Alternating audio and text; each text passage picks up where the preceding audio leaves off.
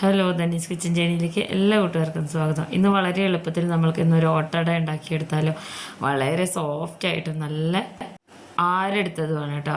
ഇത് കഴിക്കാൻ നല്ല ടേസ്റ്റാണ്. തേങ്ങാപ്പാലിൻ്റെ കൂടെ ചിക്കൻ കറിയുടെ കൂടെയൊക്കെ പ്രത്യേകിച്ച് തേങ്ങാപ്പാൽ ഒഴിച്ചിട്ടുള്ള സ്റ്റ്യൂ ഒക്കെ കൂട്ടി കഴിക്കാൻ നല്ലതാണ് കേട്ടോ. അപ്പോൾ അതെങ്ങനെയാണ് ഉണ്ടാക്കുന്നത് നോക്കാമല്ലോ. ഇതിനായിട്ട് ഞാനിവിടെ ആദ്യം തന്നെ 2 കപ്പ് മൈദയാണ് എടുക്കുന്നത് കേട്ടോ.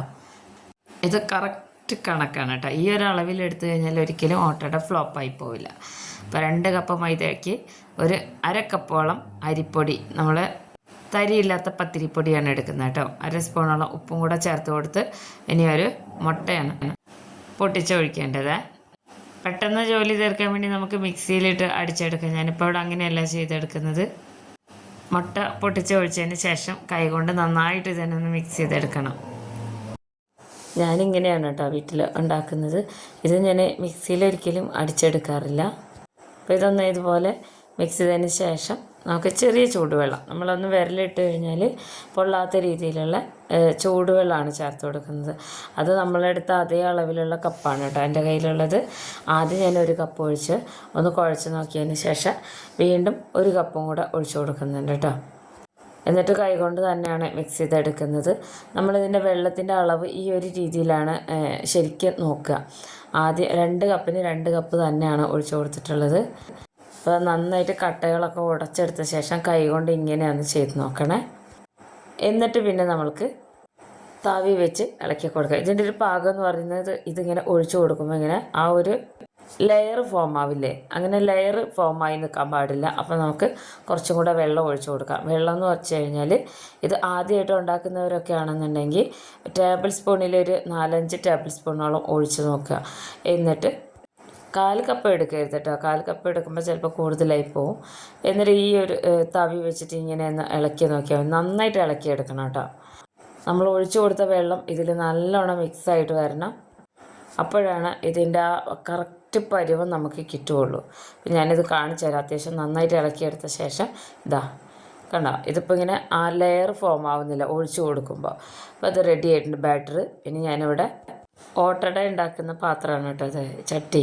അത് നന്നായിട്ട് ചൂടായി വന്നു കഴിഞ്ഞാൽ മീഡിയം ഫ്ലെയിമിലാക്കി കൊടുക്കണം. നല്ലോണം ചൂടാവണം കേട്ടോ. എന്നിട്ട് നമ്മൾ ഉണ്ടാക്കി വെച്ച ബാറ്റർ ഉണ്ടല്ലോ അതൊന്ന് ഇളക്കി കൊടുത്തതിന് ശേഷം ഓരോ തവി കോരി ഒഴിക്കണേ. ഇതിങ്ങനെ ചുറ്റിക്കാനോ ഒന്നും പാടില്ല. ഈ ഒരു പരുവത്തിൽ വേണം. അപ്പോൾ അത് നല്ലോണം ചൂടാകുമ്പോൾ നല്ലോണം ഇങ്ങനെ ഓട്ട വന്നിട്ടുണ്ട്. ഇനി അടച്ചു വയ്ക്കാം. അപ്പോൾ നമ്മുടെ ഓട്ടട ഇവിടെ റെഡി ആയിട്ടുണ്ട് കേട്ടോ. ഇത്രയേ ഉള്ളൂ.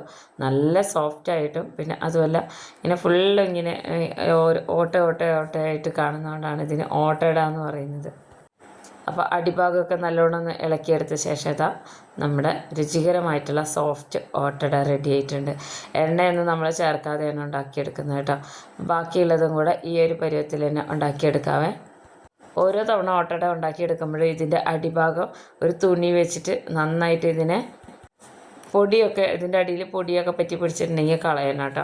അപ്പോൾ വീണ്ടും ഞാൻ ഒരു തവിയും കൂടെ കോരി ഒഴിച്ചിട്ടുണ്ട്.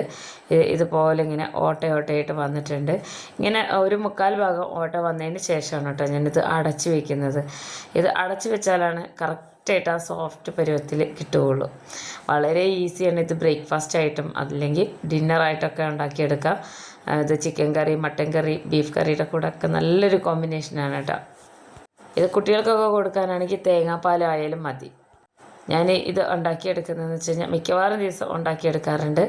എളുപ്പത്തിൽ ഉണ്ടാക്കിയെടുക്കാം. പിന്നെ അധികം പണിയൊന്നുമില്ലാതെ മിക്സിയുടെ ജാറൊന്നും ഇല്ലാതെ തന്നെ നമുക്ക് ഉണ്ടാക്കിയെടുക്കാം. എണ്ണയൊന്നും ഒട്ടും ചേരാതെ ഉണ്ടാക്കുന്നതുകൊണ്ട് കുറച്ചും കൂടെ നല്ലതാണ് കേട്ടോ. അപ്പോൾ എല്ലാവരും ഉണ്ടാക്കി നോക്കണം. വീഡിയോ ഇഷ്ടപ്പെട്ട ചാനലൊന്ന് സബ്സ്ക്രൈബ് ചെയ്ത് വയ്ക്കണം. ഫ്രണ്ട്സിനൊക്കെ ഒന്ന് ഷെയർ ചെയ്ത് കൊടുത്തേക്കണേ. നമ്മൾ ഒട്ടും പറ്റാത്തത് കൊണ്ടാണ് കേട്ടോ വീഡിയോ ഇടാൻ ലേറ്റായി പോകുന്നത്. ഇടയ്ക്കൊക്കെ കുറച്ച് അത്യാവശ്യ കാര്യങ്ങളൊക്കെ വന്നുകൊണ്ടാണ് കേട്ടോ. അപ്പോൾ എല്ലാവരും ഉണ്ടാക്കി നോക്കണം. വളരെ രുചികരമായിട്ടുള്ള നാടൻ ഓട്ടട റെഡി ആയിട്ടുണ്ട്. ഇത് നമുക്ക് വിരുന്നുകളിലൊക്കെ വിളമ്പാനും നല്ലതാണ് കേട്ടോ. അപ്പോൾ എല്ലാവരും ഉണ്ടാക്കി നോക്കിയ അഭിപ്രായങ്ങൾ അറിയിക്കണേ. ഇതുപോലെ ഈസി റെസിപ്പീസുമായിട്ട് അടുത്ത വീഡിയോയിൽ